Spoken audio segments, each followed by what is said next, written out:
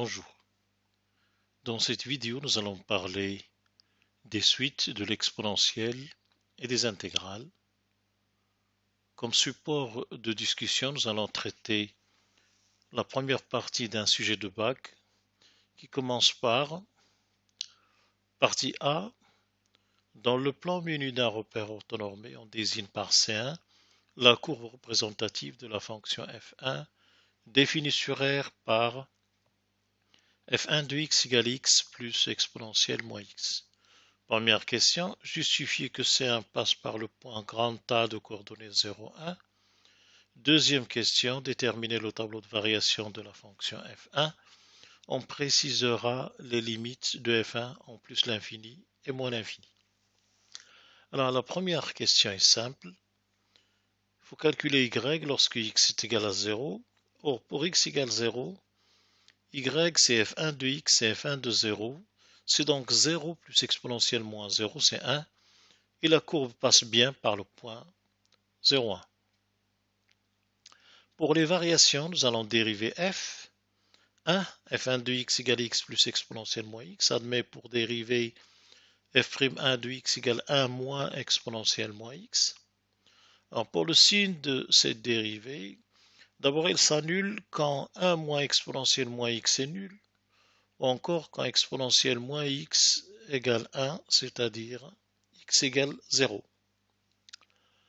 Maintenant, à droite de 0, si x est strictement positif, moins x est strictement négatif, et exponentielle de moins x est strictement inférieure à exponentielle 0, car la fonction exponentielle est strictement croissante.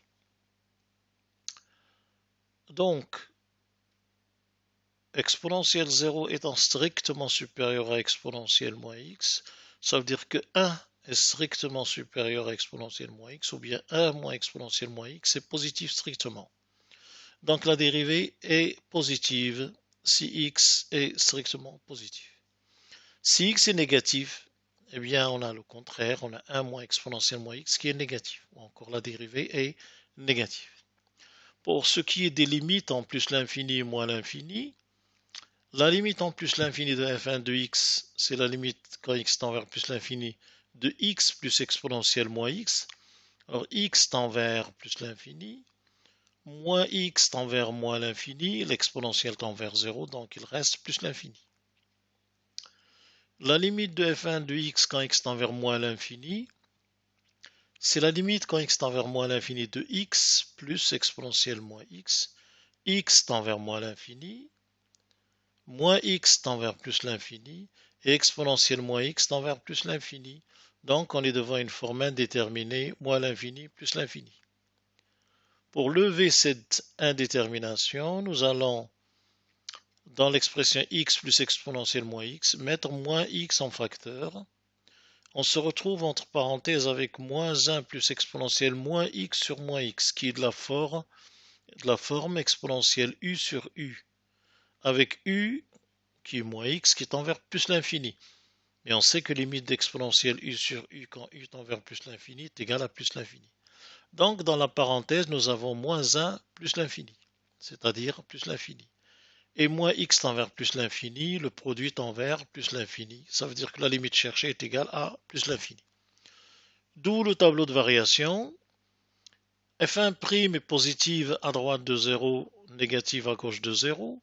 Donc la fonction est décroissante sur moins l'infini 0 et croissante sur 0 plus l'infini, avec comme limite en moins l'infini plus l'infini plus l'infini. Pour 0, elle vaut 0 plus exponentielle moins 0, c'est-à-dire 1. Voici donc pour la partie A. Partie B de ce sujet, on s'intéresse ici à la suite in définie par in égale intégrale de 0 à 1 de x plus exponentielle moins nx dx.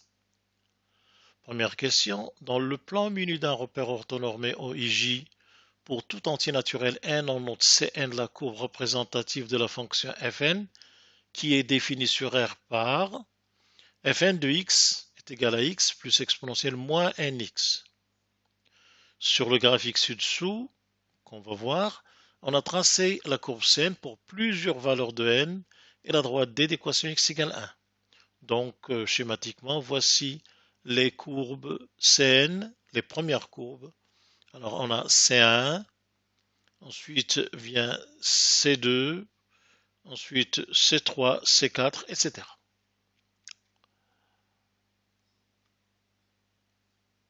Première question, interpréter géométriquement l'intégrale IN.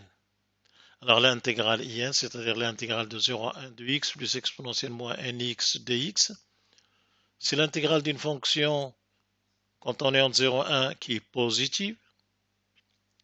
Donc il s'agit d'une aire. C'est l'aire de la partie du plan limitée par la courbe CN, l'axe des abscisses, la droite d'équation égale x égale 0 ou bien l'axe des ordonnées, et la droite d'équation x égale 1. Donc, IN représente l'aire de la partie du plan limitée par la courbe CN, l'axe x, l'axe y et la droite D d'équation x égale 1. Petit b. Alors, en utilisant cette interprétation géométrique, formuler une conjecture sur le sens de variation de la suite IN et sa limite éventuelle. On précisera les éléments sur lesquels on s'appuie pour conjecturer.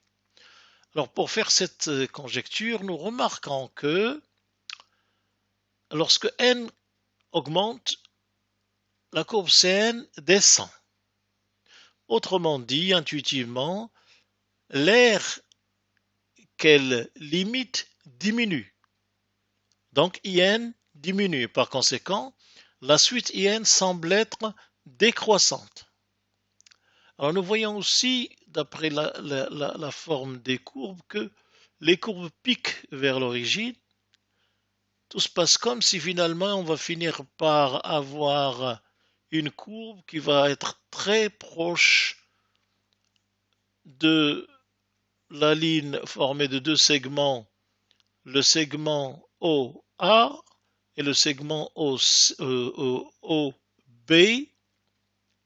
Par conséquent, elle va délimiter ce triangle qui est la moitié du carré et dont l'aire est égale à 1,5.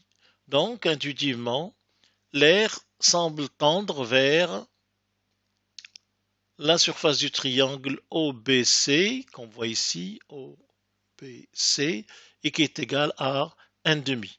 Voici donc pour la conjecture. Deuxième question. Démontrer que pour tout entier naturel n supérieur ou égal à 1, in plus 1 moins in est égal à l'intégrale de 0 à 1 exponentielle moins n plus 1 x facteur de 1 moins exponentielle x dx. Ici, nous allons étudier la différence, théoriquement. Alors, pour étudier la différence, rappelons que in, c'est l'intégrale de 0 à 1 de x plus exponentielle moins nx dx. Donc, in plus 1 moins in, c'est l'intégrale de x plus exponentielle moins n plus 1 x dx, moins l'intégrale de 0 à 1 de x plus exponentielle moins nx dx. On va grouper les deux intégrales en une seule par linéarité. Cela devient l'intégrale de 0 à 1 de exponentielle moins n plus 1x moins exponentielle moins nx. Nous allons factoriser ici en mettant exponentielle moins n plus 1x en facteur, que l'on récupère ici, facteur de 1. Ici on met exponentielle moins n plus 1x, ça veut dire exponentielle moins nx moins x, il faut compenser par plus x, donc facteur de 1 moins exponentielle plus x. Alors, lorsque x est dans l'intervalle 0,1, comme dans l'intégrale, 1 moins exponentielle x est négatif, puisque x est plus grand que 0, donc exponentielle x est plus grand que 1, donc 1 moins exponentielle x est négatif. Donc ce produit-là, qui contient un facteur qui est 1 moins exponentielle x négatif et une exponentielle qui est positive, ce produit est négatif. Donc là, on a l'intégrale d'une fonction négative sur 0 à 1. Cette intégrale est donc négative. Or, cette intégrale, c'est in plus 1 moins in. Donc, in plus 1 moins in est négatif. Et la suite in est donc décroissante. Alors, on demande ici de, après avoir calculé la différence, déduire le signe de in plus 1 moins in, puis démontrer un est convergente. Alors, on a déjà donné le signe de in plus 1 moins in, il est négatif, donc in est décroissante. Pour la convergence, nous remarquons que in est l'intégrale d'une fonction qui est positive, car x plus exponentielle moins nx est positive entre 0 et 1. Donc, si cette fonction est positive, son intégrale est positive, son intégrale n'est autre qu'in, donc in est positive. Donc finalement, la suite in est décroissante et minorée par 0, donc elle est convergente d'après le cours. Dernière question, déterminer l'expression de un en fonction de n et déterminer la limite de la suite in. Alors nous allons exprimer in en fonction de n. In c'est l'intégrale de 0 à 1 de x plus exponentielle moins nx dx. Une primitive de x plus exponentielle moins nx c'est 1 demi x de moins 1 sur n exponentielle moins nx à prendre entre 0 et 1. Pour 1, cela donne 1 demi moins 1 sur n exponentielle moins n. Et pour 0, cela donne 0 moins, donc plus 1 sur n. Voici donc l'expression de in en fonction de n. Alors pour la limite, lorsqu'on fait tendre n vers l'infini, 1 sur n tend vers 0 et 1 sur n exponentielle moins 1 tend vers 0 et on trouve la limite de in est égale à 1 demi, valeur que prévoyait la conjecture précédente. Je vous remercie.